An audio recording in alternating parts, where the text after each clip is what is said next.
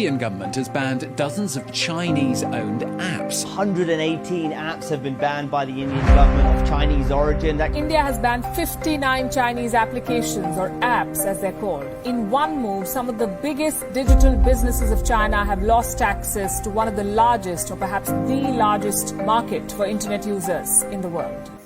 When the Indian government banned hundreds of Chinese apps, many questioned the move. Some even made fun of it. However, the banning of more than 300 Chinese apps has inflicted serious damage on Chinese companies who had been stealing data of Indian citizens and indulging in espionage, posing a serious threat to national security. The ban has resulted in Chinese firms to bleed millions of dollars a year.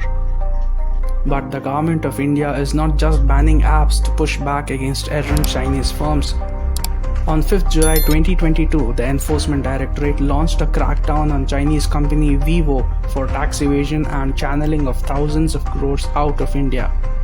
Vivo set up a unit in Shimla, which had 3 Chinese directors who used forged identification documents and false addresses to set up a maze of shell companies in different Indian cities so that they could show huge losses in these entities to avoid paying taxes in India. Around 62,400 crore rupees is said to have been laundered, which is almost half of Vivo's total sales revenue in India, which amounts to rupees 1.25 lakh crores. So far, 119 bank accounts of various entities belonging to Vivo holding 465 crore rupees has been seized.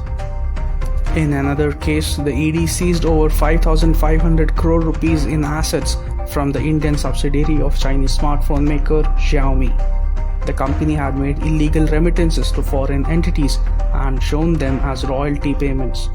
Another Chinese mobile phone company, Oppo's offices were raided and properties of its key employees were searched, with the Directorate of Revenue Intelligence detecting a customs duty evasion to the tune of rupees 4,400 crores.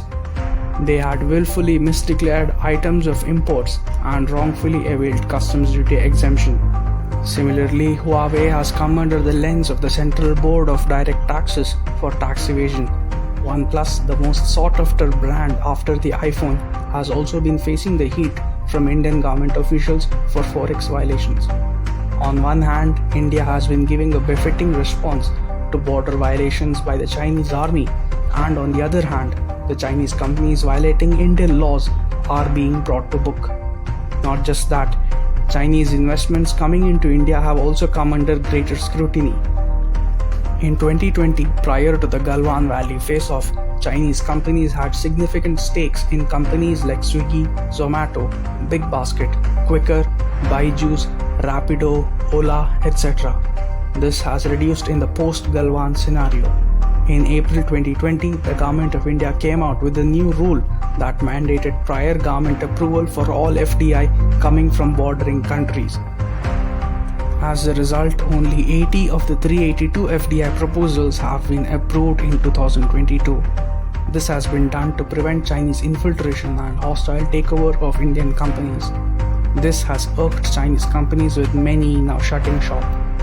Chinese investors are also being kept at bay from investing in Indian IPOs to prevent destabilization.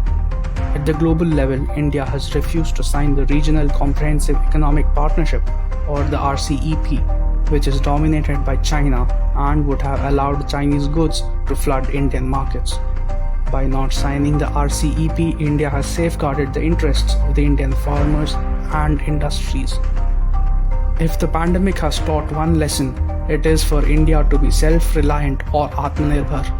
And so India is aggressively pushing for self-reliance in all sectors.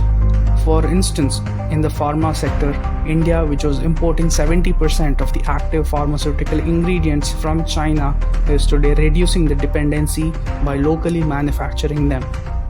In the field of technology, India has banned Chinese companies from coming on board and has come out with its own 5G technology that is ready for commercial rollout in the coming months. The message is clear. India is no more a pushover and will not let any country take its market for granted. Be it at the border or on the inside, India will not give a free pass to China.